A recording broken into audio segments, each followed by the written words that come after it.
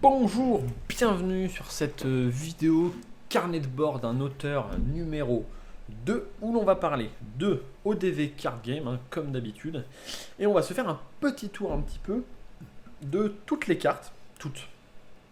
En gros, les cartes, leurs effets, comment elles sont construites actuellement.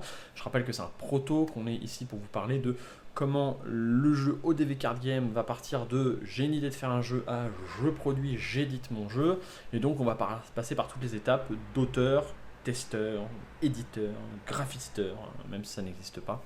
On va passer un petit peu par toutes ces étapes-là et donc vous allez nous accompagner sur ce long chemin sinueux, difficile et surtout assez laborieux qu'est la création d'un jeu de société.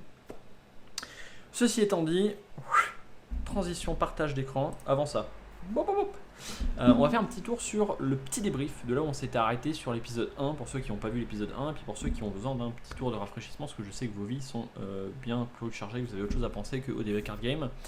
On est donc sur un jeu de cartes deck building, donc vous allez avoir un deck de base dans lequel vous allez rajouter des cartes et chacune des cartes font des effets qui vont, si tout se passe bien, avoir des tonnes de synergie incroyables qui déchirent et qui sont très drôles à jouer.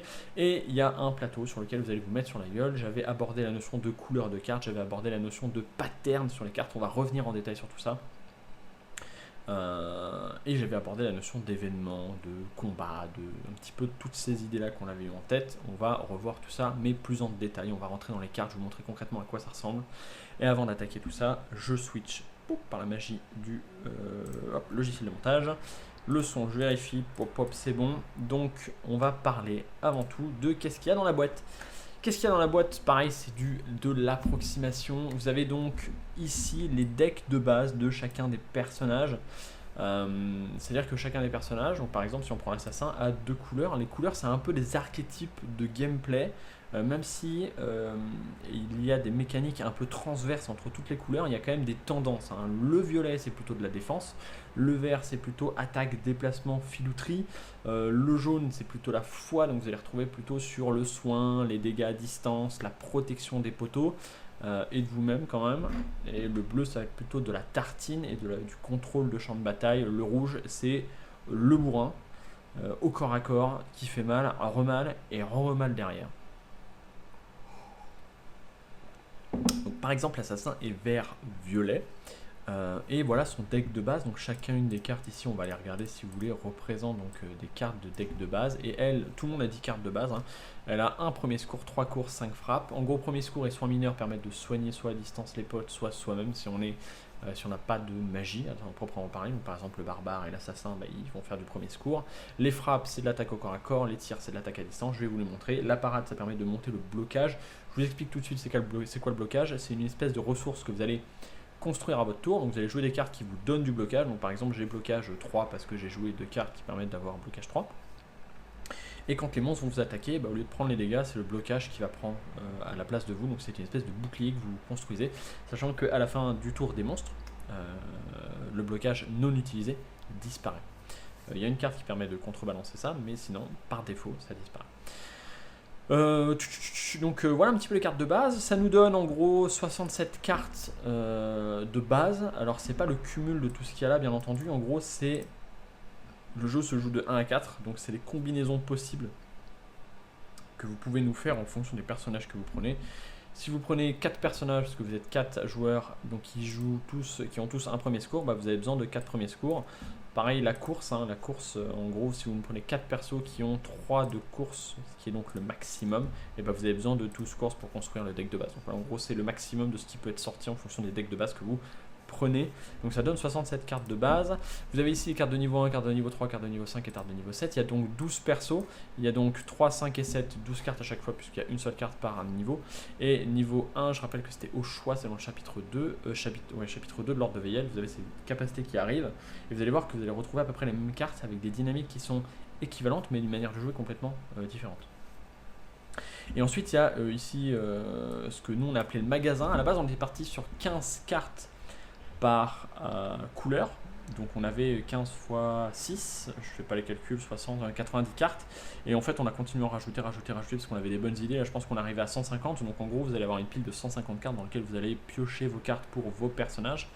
sachant que ne sont dans le magasin, théoriquement quand vous allez jouer au jeu, représentées que les cartes qui sont parmi les couleurs qui sont sur vos personnages. Donc par exemple, vous jouez à 2 joueurs, je vais faire plus simple.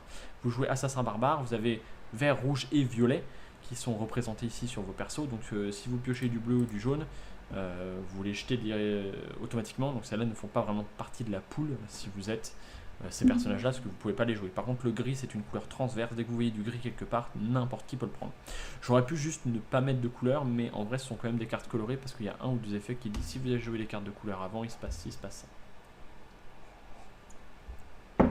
Vous avez les cartes de monstres, vous avez les cartes de monstres de base, les cartes de monstres puissants et les boss, donc je pense qu'on va tous les représenter. Alors les boss, il y a marqué 8, je ne sais pas encore comment on va les gérer les boss, en vrai je ne les ai pas fait. Actuellement on a fait base, intermédiaire, puissant. Et les événements c'est pareil, ça c'est complètement approximatif parce qu'on n'a pas encore posé exactement à quoi ils vont ressembler, on va en discuter. Donc voilà un petit peu où on en est au niveau du comptage des cartes et à voir à peu près ce qui se passe. Je suis à peu près sûr de ça, je doute que ça bouge. Ça pareil, ça va pas bouger, on va pas faire plus de personnages, 12 c'est déjà pas mal. On verra si un jour il y a une extension au DV Card Game, si le jeu vous plaît bien sûr, on verra si on relance un truc. Sachant que si c'est que des cartes à ressortir, pour nous c'est quand même plus simple que de ressortir un ODV chapitre 2, il faut réécrire un bouquin de 200 pages. Voilà, on verra un petit peu ce que ça donne, et bien sûr il y a ici une grosse inconnue, mais pour le reste voilà. Donc on devrait être sur un jeu qui a à peu près 400 cartes, de 350 et 400 cartes, ce qui est déjà quand même pas mal, c'est déjà un sacré jeu. On va rentrer un petit peu dans le détail de toutes les cartes. Je vais vous... on va vite fait parler du jeu. De c'est quoi les bases du jeu, concrètement, histoire que vous voyez un petit peu le plateau, vous ayez une petite idée de comment ça se joue. Prototype, je vais y arriver. Game, ODV Card Game, board modifié. Je vais l'ouvrir avec Paint, parce que je suis un incroyable fifou de la vie. Et hop, et je vais mettre des couleurs. Donc on va dire que ça c'est le plateau, qui est donc, il manque une là, qui est donc de 4 par 6. Donc là j'ai mis ABCD 1, 2, 3, 4, 5, 6. Vous verrez pourquoi sur les événements, parce que ça nous permet de faire apparaître les monstres actuellement. Je rappelle que tout ce que vous allez voir, avant que quelqu'un gueule, c'est du prototype. Donc c'est dégueu, c'est normal, c'est fait par moi avec Paint. La professionnelle Colline n'est pas encore passée dessus. L'important pour nous c'est que ça soit jouable actuellement et que ça soit compréhensible. Donc vous avez un plateau qui ressemble à ça, sur lequel vous allez poser à un moment votre personnage, on va dire ici en rouge, et on va dire que voilà, on est un assassin, pourquoi pas, on s'en fout, en orange. Donc ça c'est des personnages qui vont pouvoir se déplacer de case en case, que ce soit comme ça ou comme ça. C'est un déplacement chaque fois que je bouge une case. Pour me déplacer, j'ai deux possibilités. Soit je joue une carte sur laquelle il est marqué déplacement blabla, et du coup je peux faire déplacement 2 par exemple. Je pourrais partir de C5 et arriver en A5. Soit je peux à n'importe quel moment aussi, à mon tour, bien sûr, défausser une carte, quelle qu'elle soit, et considérer que c'est un déplacement 1. Donc, de temps en temps, je défausse d'autres trucs juste pour pouvoir me déplacer. C'est une mécanique qui marche bien, qui pousse à la réflexion, qui est hyper intéressante, on l'aime bien comme ça. Donc vous avez des cartes de déplacement de base, notamment, vous l'avez vu tout à l'heure, la course. Tout le monde commence avec des petites courses là qui fait déplacement 2, et par défaut je peux défausser des cartes pour me déplacer de 1. Et donc je vais avoir des monstres pareil qui eux apparaissent par exemple là, eux et là, on s'en fout, et eux ils se déplacent tous de 3 cases quand vient leur tour, et s'ils sont encore à corps ou à portée, parce que par exemple l'archer tire en ligne droite, etc., et bien ils tartinent le personnage qui est là. Alors, on va voir un petit peu quels sont les cas particuliers, concrètement qu'est-ce qui se passerait si j'avais un monstre qui, pourquoi pas, en vert. Alors là j'ai un personnage, là j'ai un personnage, voilà, deux persos en vert, et là j'ai un monstre. Et bien il a autant de distance des deux côtés. D'ailleurs il pourrait aussi très bien faire ça, ça ne change rien. Qui va taper? Et bien on a répondu un petit peu à toutes ces questions là, vous allez voir. Donc ça c'est un petit peu la base du jeu, maintenant que vous avez compris ça. Donc en gros je vais jouer des cartes qui vont permettre de tarter. Chacune des cartes va avoir des petits schémas quand il faut taper ou soigner les poteaux, quoi que ce soit. Donc par exemple je pourrais avoir un truc qui dit bah je peux taper en plus comme ça. Donc je peux taper comme ça. J'ai des cartes qui disent je peux taper comme ça. J'ai des cartes qui disent je peux taper plutôt en T, donc comme ça, etc. etc. Et donc c'est ça l'histoire des patterns dont je vous parlais dans la vidéo précédente. C'est un petit peu à la Dofus, c'est-à-dire que j'ai des cases sur lesquelles je peux taper. Et donc c'est pas juste j'utilise une attaque et j'utilise une attaque, il faut que je me mette dans le bon schéma, au bon endroit pour pouvoir maximiser mes attaques, pour pouvoir faire un maximum de dégâts ou de soins ou ce que vous voulez. On va aller voir les cartes. Tac. On va aller sur le petit outil qui permet de générer les prototypes. Je vais taper carte ici et on va aller faire les cartes basiques. On va commencer par les cartes de base. Donc voilà, quand il y a un petit carré noir, c'est que c'est vous. Et toutes les cartes ont à peu près ces infos là. De temps en temps il y a un rond de couleur là, vous allez voir. Ça c'est le type de la carte. De temps en temps on va vous dire défausser un déplacement. Et bah c'est ça en fait, hein. C'est quelque chose, il y a marqué déplacement. Défausser X attaque, retirer un soin, exiler quelque chose. Ce genre de choses là, on veut dire soin, déplacement, blocage, peu importe, ce sont le nom de la carte qui est là-haut. Donc la carte course fait déplacement 2 actuellement, donc elle permet de se déplacer de 2 cartes. Et donc c'est tout noir parce que c'est vous. Là par exemple la frappe, qui est donc une attaque, inflige un dégât. Et donc j'ai le plus, ça veut dire que je peux taper autour de moi comme ça.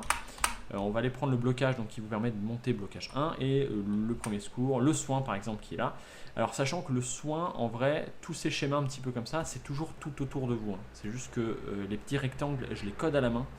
Et j'avais une flemme pas possible de faire au-dessus, à gauche, à droite. Donc pour nous c'est compréhensible, on se comprend tant qu'on teste notre jeu que c'est en truc. Et quand c'est un petit peu partout autour, ça fait des schémas comme hack. Donc ça sera des problématiques de Colline, hein, de savoir comment elle gère ça au niveau du graphisme. Nous on fait des trucs, c'est elle qui galère derrière. On te remercie des poutous, tout ça. Donc ça c'est un peu les cartes de base. Et ce que je vous propose c'est en gros, on va parler un petit peu de la construction d'un deck. Vous commencez la partie, vous avez, je vais vous mettre un petit peu comme ça, vous avez ma tête. Vous commencez la partie, vous avez 10 cartes. Donc les 10 cartes de base qui sont dans votre deck de base. Vous allez mettre 2 capacités de niveau 1 par défaut qui sont au choix, qui ont des couleurs. On va les voir assez rapidement, je vais vous le montrer.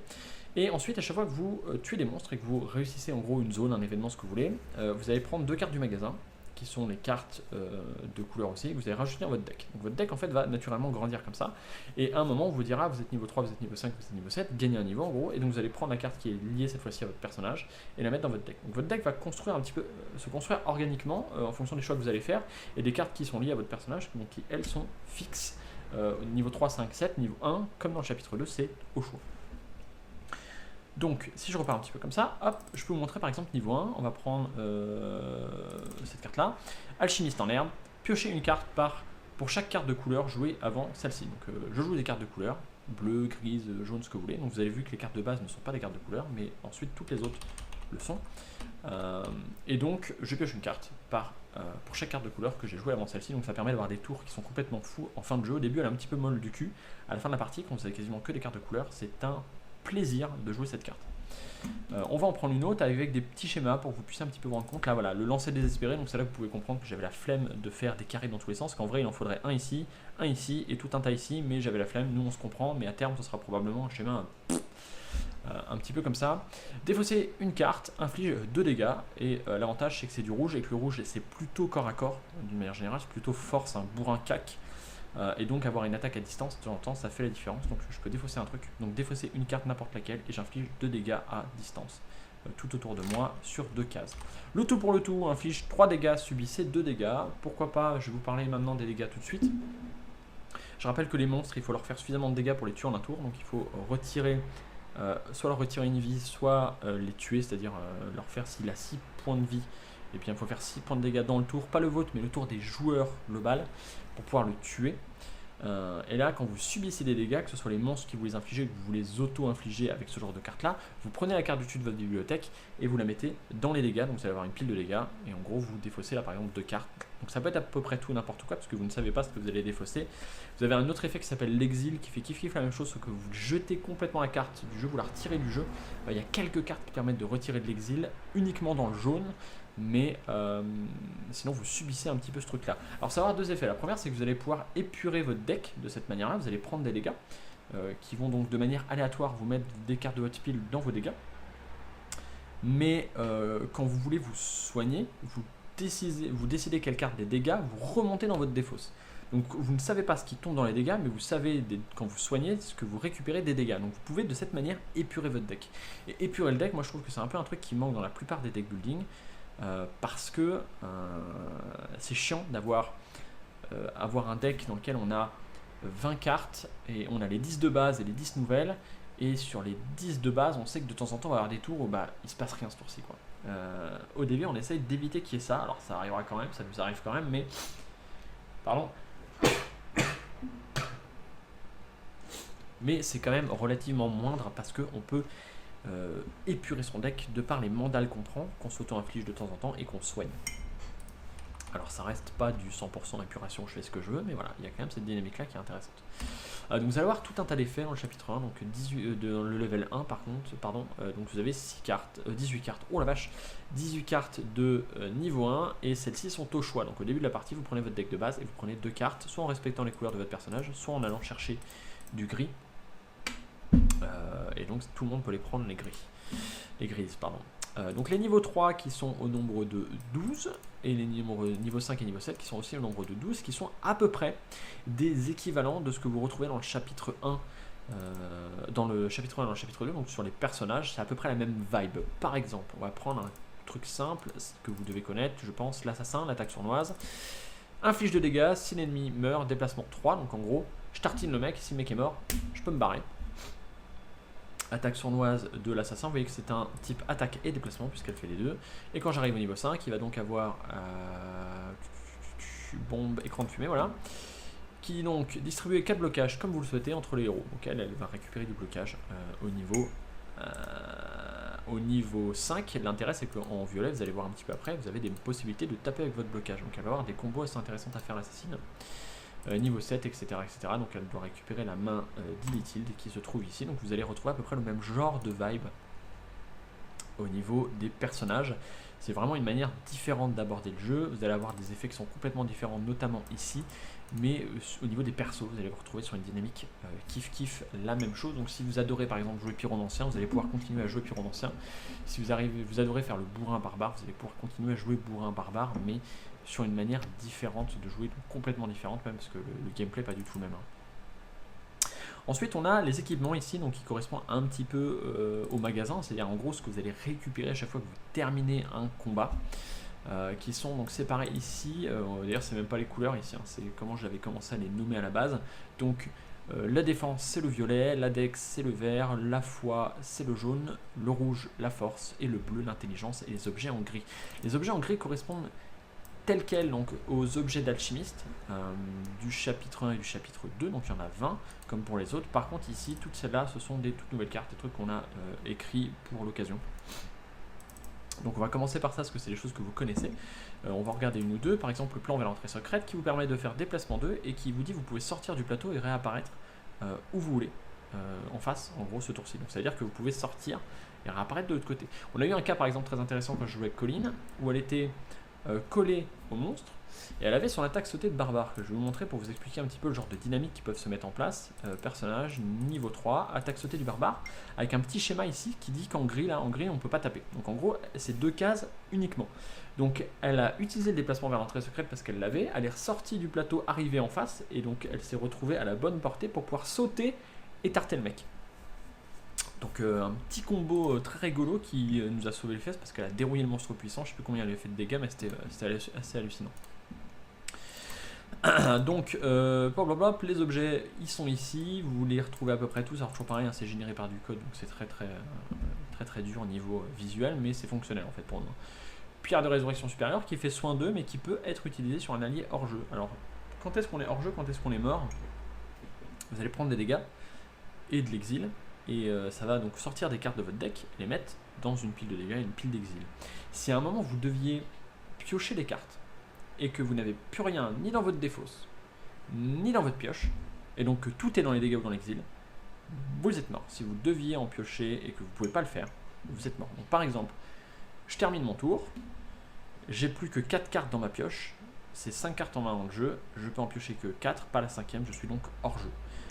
Et dès quand tous les joueurs sont morts, sont hors jeu, la partie est terminée, donc vous avez des moyens de vous soigner. Donc en gros, soin 2, ça veut dire que vous allez reprendre ces cartes, reprendre 2 cartes, les remettre dans votre défausse pour pouvoir les mélanger et donc refaire votre main et donc revenir au tour d'après.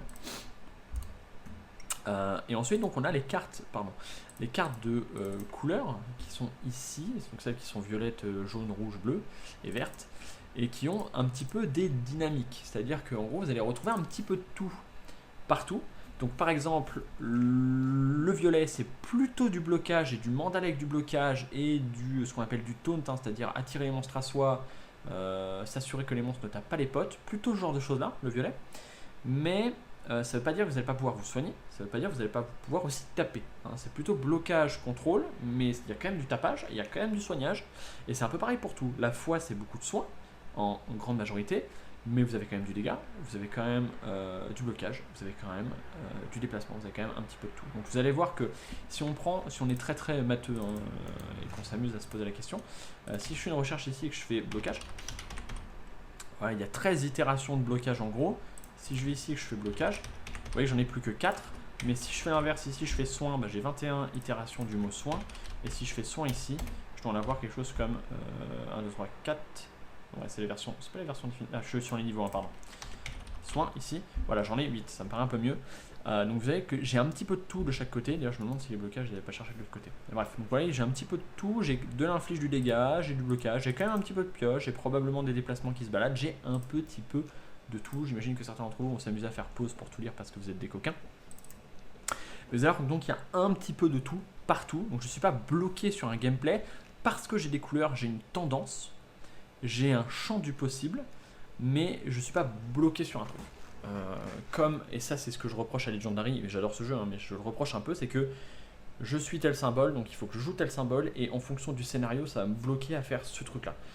Il n'y a pas moi qui peut improviser. C'est le scénar et les trucs de la pioche qui me bloquent à faire ce que je veux, c'est pas moi qui me dis « Ah, j'ai envie de tester ça ». Ou en fonction de ce qui sort, on va essayer de faire ça. Je suis le symbole W, donc je vais faire du W, le W dans ce scénario, ça fait ça.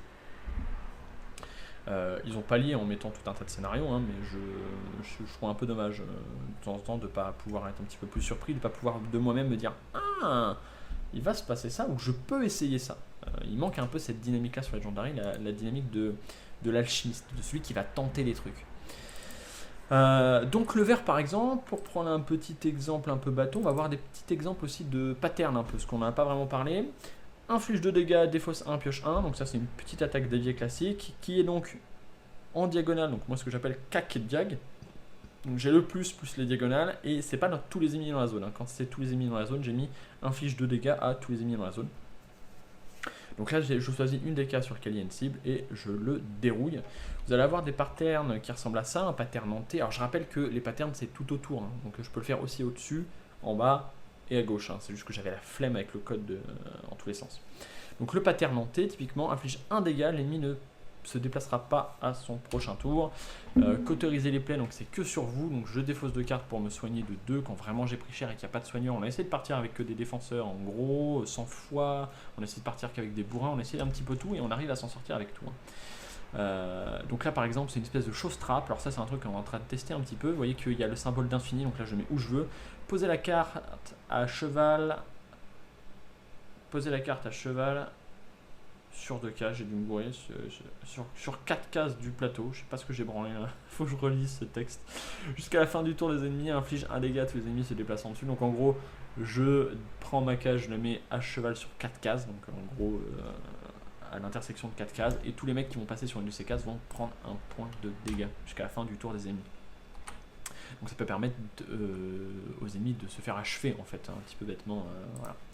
Donc là c'est des petits exemples, je peux vous montrer un petit exemple de combo que j'ai fait moi par exemple. Ce qui est rigolo c'est que quand on écrit les cartes, on réfléchit pas combo. On se dit pas tiens on va faire ça et comme ça va comboter avec machin. En fait on écrit des cartes, des effets, les machins, qu'on dit concrètement c'est quoi nos variables dans le jeu. C'est le blocage, c'est les dégâts, c'est les soins, comment on peut faire des effets avec ça. On écrit des trucs et après on se rend compte nous-mêmes de ce qu'on a écrit et des effets que ça fait. Alors des fois c'est un peu fort et des fois c'est très drôle. Par exemple, le pyromancien, c'est ce que j'ai joué à ma partie avec Colin, j'ai inflige 1 dégât, l'ennemi subira 1 par déplacement jusqu'à la fin de son prochain tour.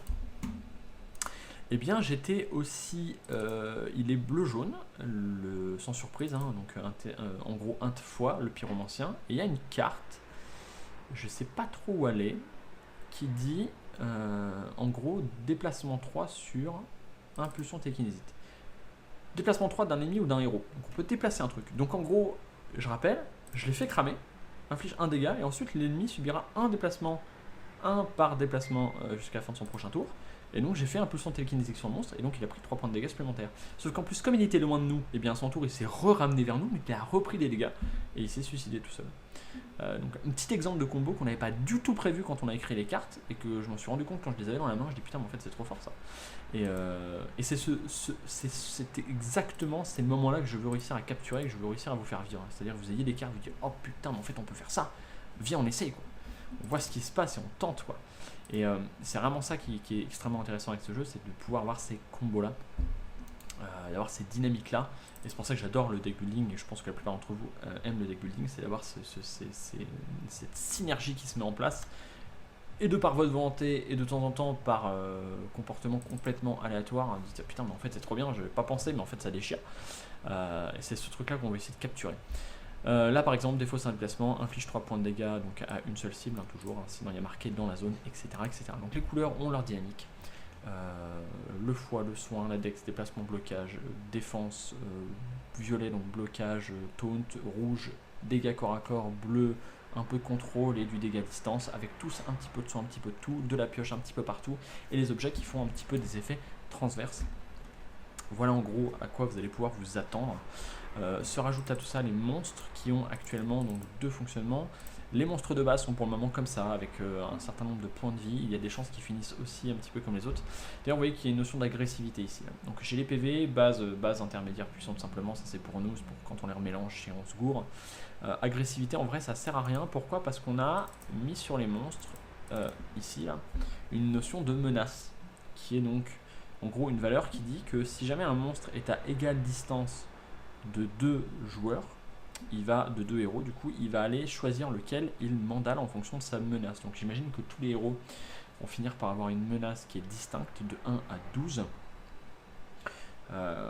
Et donc ils vont se faire attaquer en fonction de ça. Par exemple, l'assassin, elle est verte violette, ce qui veut dire que de par ses cartes et de par ses possibilités, elle va avoir une possibilité de générer pas mal de blocages, sauf qu'elle a menace 1, ce qui veut dire qu'il est très intéressant pour elle, si elle veut passer un petit peu en défenseur, ou pouvoir prendre la main sur le défenseur une fois de temps en temps, de se mettre des cartes qui permettent d'attirer le monstre vers soi, qui permettent de déchaîner, d'augmenter sa menace ou de réduire la menace de quelqu'un d'autre, etc., etc. Donc elle va avoir cette dynamique là, on a essayé, ça marche bien, on avait peur en fait qu'elle soit justement trop tanky, trop défenseur, et que ce soit pas vraiment ce pourquoi elle a été conçue, mais elle peut le faire, c'est juste plus dur qu'un chevalier qui commence avec une menace qui doit être à 7, voilà, qui lui est probablement la menace la plus haute actuellement.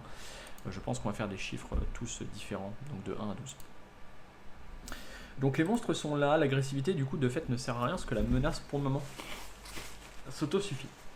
On a ensuite des effets plus ou moins, on va en prendre un petit peu plus simple. Donc là par exemple, l'araignée qui fait donc inflige 1 dégât, exile 2, l'archer squelette qui fait inflige 2 dégâts. D'ailleurs les noms ne sont pas affichés, je sais pas pourquoi, j'ai peut-être loupé un truc quelque part, j'ai peut-être planté le bout de code, devrait y avoir les noms, ils y sont pas. Je regarderai ça après. On a donc un petit peu tout ça qui est mis en place, c'est très très cool, ça marche bien, ils ont tous un petit peu leur manière de jouer, leur manière de fonctionner, un petit peu comme dans le chapitre 2 et dans le chapitre 1 pardon. La seule dynamique c'est que les monstres intermédiaires et les monstres puissants ont ce tableau actuellement qui permet de gérer les points de vie. À la base j'avais fait en gros des points de vie qui sont incrémentales en fonction des joueurs, du nombre de joueurs, sauf que en fait si on part à 2 joueurs et qu'on avait quelqu'un qui était plutôt soigneur avec un petit peu de dégâts et un autre plutôt blocage avec un petit peu de dégâts, et bien si je continue de faire des points de vie qui sont purement incrémental, donc par exemple j'aurais pu mettre 5, 9, 13 et 17 points de vie en fonction du nombre de joueurs, et bien on pourrait se retrouver avec des decks qui ne peuvent juste pas faire le nombre de points de dégâts dans le tour parce que ils ont juste pas prévu d'être montés comme ça, c'est à dire que le jeu pourrait pas être fini sous prétexte que vous avez décidé de jouer la défensif, ce qui est pas normal. Donc ce qui se passe c'est qu'ils ont un nombre de vie. En gros là le monstre intermédiaire il a 6 points de vie x2, c'est-à-dire qu'il faut réussir à le tuer 2 fois. Alors pas dans le tour, vous pouvez faire 6 points de vie une fois, ça lui enlève une vie, et 6 points de vie une deuxième fois, et là il est mort. La problématique de ça, c'est qu'il faut se souvenir un petit peu des vies de chacun des monstres intermédiaires, et ça peut vite devenir le bordel.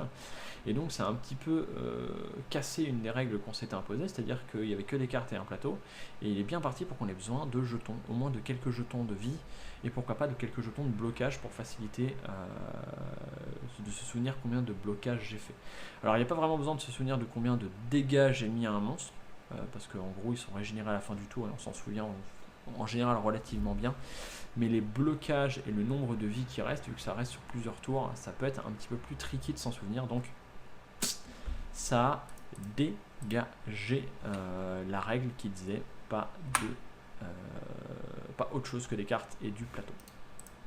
Vous allez retrouver cette dynamique sur les monstres puissants. C'est actuellement toujours pareil, c'est du proto, donc ça affiche un peu chelou, et vous voyez, il y a des bugs et des machins. Mais dans l'idée, c'est ça, il y a de grandes chances. Peut-être que les monstres de base vont finir par le récupérer aussi d'ailleurs. Peut-être qu'ils vont avoir eux aussi un nombre de points de vie, parce que sinon ça veut dire qu'il faudrait faire des événements qui augmentent le nombre de monstres de base en fonction des joueurs, et je pense qu'ils vont finir tous avec ce tableau là. Comme ça en plus tout le monde sera exactement avec le même fonctionnement, ce sera plus simple à comprendre, ça sera beaucoup plus cool que l'inverse. On va parler maintenant des événements. Nous les événements actuellement, on les joue comme ça. Parce qu'on est très occupé à juste tarter les monstres. Donc en fait les événements chez nous, là quand on tâtonne, ils ressemblent à ça, pile. On va aller dans événements, tac. Voilà, ça ressemble à ça, parce que nous on est très occupé à tarter les monstres. Vous êtes plusieurs à nous avoir remonté en gros comment ça va se passer, est-ce qu'il va y avoir de la narration, tout ça, et je pense qu'il va y avoir de la narration. Il ne va pas y avoir que des objectifs, il faudra forcément que tarter des monstres. Parce que c'est pas forcément ce qu'il y a de plus fun, et on a besoin de changement une fois de temps en temps, et ça pourrait trop vous dynamiser vers uniquement les dégâts. Ça je veux pas. Donc il y a des chances qu'à terme, ça ressemble de près ou de loin à quelque chose comme ça. C'est-à-dire que vous ayez sur le manuel, pourquoi pas, un truc qui vous dit prenez les événements 1 à 12, un petit texte d'intro, peut-être un petit texte d'outro quand vous aurez fini. Et donc vous retournez l'événement, un petit texte d'intro, 2, 3, 4 lignes, pas plus, hein, vraiment quelque chose de court, avec un objectif qui pourrait être tuer tous les ennemis, mais ça pourrait être aussi bien sécuriser quelqu'un et donc se retrouver sur une case adjacente pour l'entourer, s'assurer qu'elle n'a pas de problème, la garder en vie au tour d'après. Donc là par exemple on a un monstre, on a un PNJ qu'il faut garder en vie, pourquoi pas ouvrir un coffre ou tous passer sur un coin de la map alors que les monstres apparaissent à l'infini, survivre un certain nombre de tours. Ça va pas être qu'une notion de dégâts, ça va pas être qu'une notion de taper, il va probablement y avoir des, c'est même sûr, des objectifs différents qui vont changer en fonction des scénarios, en fonction de nos envies, en fonction de ce qu'on veut vous raconter, sachant qu'on va essayer de vous raconter quelque chose de mollo avec que quelques phrases parce qu'on a écrit un bouquin de 200 pages pour le chapitre 2, l'écriture. Là, la correction frangin, il est plus ou moins par là, donc on va y aller mollo sur les textes. Le but, ça reste quand même de tarter des trucs et de faire des objectifs, ça reste un pur objet ludique, on va éviter de s'étaler sur des histoires à rallonge, on va quand même essayer de construire un peu l'univers à l'ordre de VL toujours un petit peu plus. Je vous ai parlé des cartes de base, je vous ai parlé des équipements, des événements, des monstres, des persos. Je pense que j'ai fait le tour, vous avez vu à peu près tout ce que vous avez besoin de voir. Donc voilà où on en est en gros, on continue de tester ça en boucle, on l'a imprimé pour la première fois. On va tâter, retater et retater jusqu'à temps que le jeu soit dans une dynamique d'équilibrage qui nous plaise, et ensuite il n'y aura plus qu'à patcher les événements dessus. Après ça part dans la moulinette Mako Design pour le graphisme, et après le jeu est incroyable, et si tout se passe bien vous passez un super moment. Voilà un petit peu carnet de bord d'un auteur partie 2, rentrer un petit peu plus dans le détail des cartes. Une fois qu'on aura fait ça, pourquoi pas, la prochaine étape ce sera de vous montrer les dernières décisions qu'on a prises pour le jeu, avant l'équilibrage, avant le machin. Après on sera probablement une partie 3 pour le graphisme, et pourquoi pas une partie 3 pour l'édition. Et là vous aurez à peu près toutes les cartes en main pour, j'espère, peut-être vous-même être éditeur un jour, ou à minima avoir été entertained, puisque j'ai perdu le mot français, je sais plus, vous allez me le dire dans les commentaires. L'avantage c'est que vous avez passé un bon moment et c'est tout ce qui compte. Des gros poutous, continuez à me dire dans les commentaires si c'est quelque chose qui vous plaît, si je continue à perdre 1 heure et demie à chaque fois à faire ça, ou si vous en avez rien à foutre. Si ça vous plaît, c'est tant mieux, faites un petit commentaire, un petit poutou, un petit like, un machin, ça me permet de moi de voir si vous réagissez un peu plus que d'habitude, que vous en avez quelque chose à foutre, et surtout que vous êtes arrivé au bout, et auquel cas je vous félicite. Vous pouvez, je sais pas, commenter Tartoquetch et je vous enverrai un petit like sur YouTube. Des poutous, merci à vous, passez une excellente journée. Et bonne fin de semaine puisqu'on est aujourd'hui mardi.